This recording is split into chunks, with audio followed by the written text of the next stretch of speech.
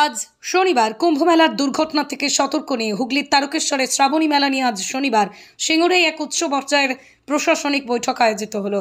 যাত্রী সুরক্ষার কথা মাথায় রেখে এবারে অতিরিক্ত একাধিক প্রস্তাব গৃহীত হয়েছে। বৈঠকে উপস্থিত ছিলেন হুগলি জেলা শাসক মুক্তা আর্য, হুগলি জেলা গ্রামীণ police super Kavanashis Sen, Chandannagar police কমিশনারেটের অতিরিক্ত পুলিশ কমিশনার, সিঙ্গুরের বিধায়ক তথা রাজ্যের মন্ত্রী বেচারাম মান্না, হুগলি জেলা পরিষদ সভাপতি রঞ্জন ধারা সহ হরিপাল, তারকেশ্বর চাঁপদানির বিধায়ক অরিন্দম গুইন। এছাড়াও বৈঠকে উপস্থিত ছিলেন রেল দপ্তরের আধিকারিক, তারকেশ্বর মন্দির কর্তৃপক্ষের প্রতিনিধি, দমকল বিভাগের আধিকারিক, তারকেশ্বর পৌরসভা, বৈদ্যবাটি পৌরসভার প্রতিনিধি, স্বাস্থ্য দপ্তরের আধিকারিক, বিদ্যুৎ দপ্তর, পিএইচই, জেলা প্রশাসনের একাধিক প্রশাসনিক ও পুলিশ আধিকারিকরা।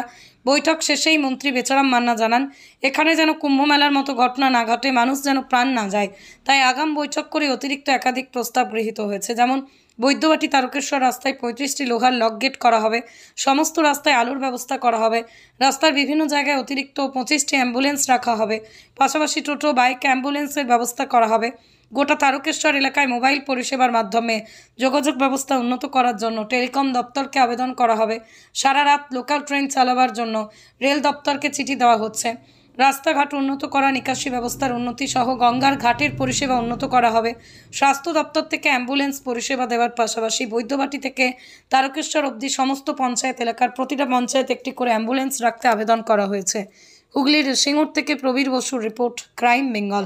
মেলা নিয়ে আজকে প্রাথমিক একটা সমস্ত এলাকার দপ্তরকে নিয়ে আমরা আজকে বসেছিলাম। ডিএম, সভাধিপতি, বিধায়ক, এডিএম, এসডিও এবং সিপি, এসপি সকলেই এখানে ছিলেন এবং আগামী গত দিনের মেলার যে অভিজ্ঞতা, সেই অভিজ্ঞতাকে সামনে রেখে কি কি করা দরকার সেই নিয়ে আজকে পর্যালোচনা হলো এবং আমাদের লক্ষ্যমাত্রা যে এখানে যেন কুম্ভ মেলার মতো ঘটনা না ঘটে।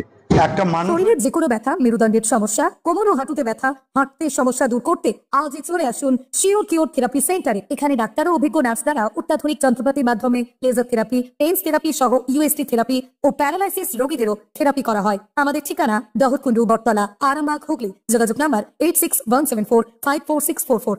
একটা মানুষও যেন প্রাণ যেন না যায়, সেজন্য আমরা আগে থেকে অ্যালার্ট, সেজন্য আমরা আগে থেকেই মিটিংটা ডাকলাম।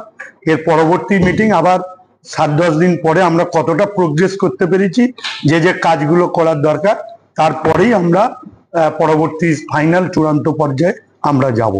এবং আমাদের দিন দিন আমাদের শ্রাবণী মেলার লোক বাড়ছে।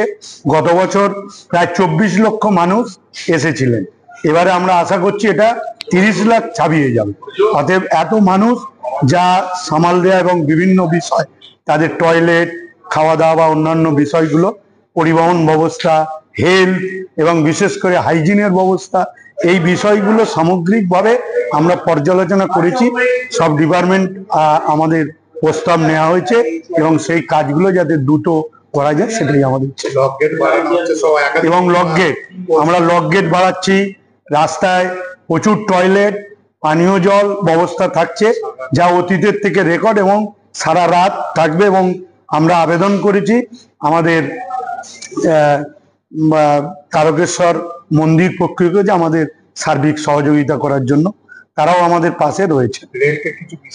হ্যাঁ, রেলকে আবেদন করা হয়েছে যে সারা রাত ট্রেন চালানো, গ্যালোপিং ট্রেন, যে ট্রেন ফার্স্ট অফিস হয়তো কামারকুণ্ডু, তারপর শেওড়াপুলি, তারপর তারকেশ্বর, তারপর এই শেওড়াপুলির পর শ্রীরামপুর, তারপর বালি, তারপর হাওড়া, গ্যালোপিং ট্রেন। এবং একটি স্পেশাল ট্রেন যাতে কামারকুণ্ডু থেকে বর্ধমান যায়, সেটার জন্য আমরা আবেদন করেছি।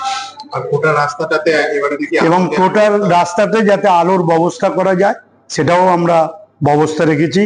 এবং স্টেশনের নিরাপত্তার ব্যবস্থা, সর্বত্রই নিরাপত্তা ব্যবস্থা যাতে করা যায়। এবং কমিউনিকেশনের ক্ষেত্রে যে টেলিফোন দপ্তরকেও আমরা চিঠি দিচ্ছি যে যাতে রেঞ্জ বাড়ানো যায়। যেখানে যদি একবারে 3 লক্ষ মানুষ ফোন করে, সেই ফোন পাওয়া সম্ভব নয়, এই রেঞ্জটাকে বাড়ানোর ব্যবস্থা করা। এবং গঙ্গার ঘাটে যেখানে জল তুলবে সেই ঘাটগুলো পরিষ্কার করা এবং অতিরিক্ত একটু রাস্তা যাতে আরবান ডিপার্টমেন্ট থেকে করা যায় সেটার ব্যবস্থা করা। এবং বাইক অ্যাম্বুলেন্স থাকছে, টোটো অ্যাম্বুলেন্স থাকছে। এছাড়াও মোট 25টি অ্যাম্বুলেন্স স্বাস্থ্য দপ্তরকে রিকুইজিশন করা হয়েছে এবং তার সাথে সাথে যাওয়ার পথে যে গ্রাম পঞ্চায়েতগুলো থাকবে তাদেরকেও একটা করে অ্যাম্বুলেন্স থাকছে। এছাড়াও তো হাসপাতালগুলোয় অ্যাম্বুলেন্স থাকছে। গত বছরে কত তীর্থযাত্রী এসেছিল আর এবারে কত বাড়তে পারে? আমরা আশা রাখছি গত বছর আমাদের প্রায় 24 থেকে 25 লক্ষ তীর্থযাত্রী এসেছিলেন, এবারে সেই সংখ্যাটা 30 লক্ষ ছাপিয়ে যাবে, এটা আমাদের বিশ্বাস।